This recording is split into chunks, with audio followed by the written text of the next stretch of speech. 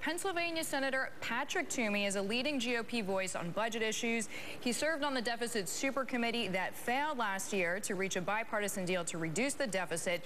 He's on Capitol Hill right now with our own Peter Cook. Peter, over to you. Thanks very much. I'm joined here by Senator Toomey. Senator, thank you for the time. Thanks for having me. You had a chance to hear what the president told our Juliana Goldman. What do you make of it? I just have to tell you, I continue to be very disappointed. The president is sticking to a very unserious proposal. Let's look at what he's put on the table. First of all, he doubled the tax revenue dollar amount that he campaigned for, from $800 billion to $1.6 trillion. And when we scrub the numbers on the spending side, he's talking about reductions in spending of only $300 billion. Oh, and by the way, he wants an infinite increase in the debt limit as part of the deal. The tax and the spending parts are very reminiscent of his budget proposal, which got precisely 0 votes from Democrats. So he's suggesting that we ought to take seriously a plan that not a single Democrat in Congress, either body, is interested in. That suggests that he's still not serious. What about the notion the president says, listen, we're not going to get to a substantive discussion until Republicans agree to raise rates on the wealthiest Americans? Can you get somewhere short of the 39.6% rate that's going to kick in next year, 36, 37? That I have a hard time understanding is, first of all, since the revenue is not the problem we have in the first place, it's spending. We've had the federal government spending has doubled in the last 10 years. The rates have stayed the same for 12 years. We're on a path to having total revenue revert to the mean of historically raised revenue, and yet the president and some others are really obsessing about making sure that some people get punished with higher taxes. Even if you accept that some revenue needs to be put on the table for political reasons, it's not for economic or fiscal reasons, but I understand the political imperative the other side has created.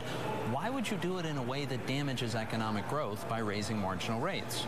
And so, for instance, what Speaker Boehner and others and myself have said, any new revenue should come in the context of pro-growth tax reform so that you do as little damage as possible.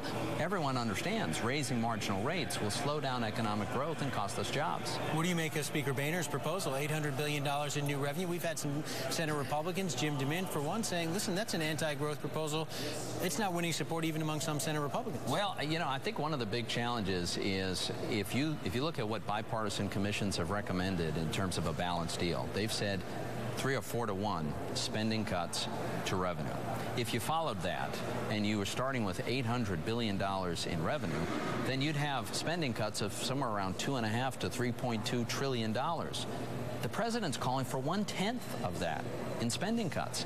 I see no evidence yet that the president is willing to actually focus on the real problem we have, which is spending and which is the need to put our entitlement programs on a sustainable path. Does the president have the political leverage right now, given the election results? We have seen polling suggesting there are more Americans, the Washington Post poll, more Americans with the president on this. They'd blame Republicans if we go over the cliff. I think as this debate unfolds, a couple of things are clear. Republicans have been willing to offer revenue. Republicans want to do it in a way that doesn't damage economic growth because we've got a fragile economy, and Republicans understand the real problem is the growth in spending.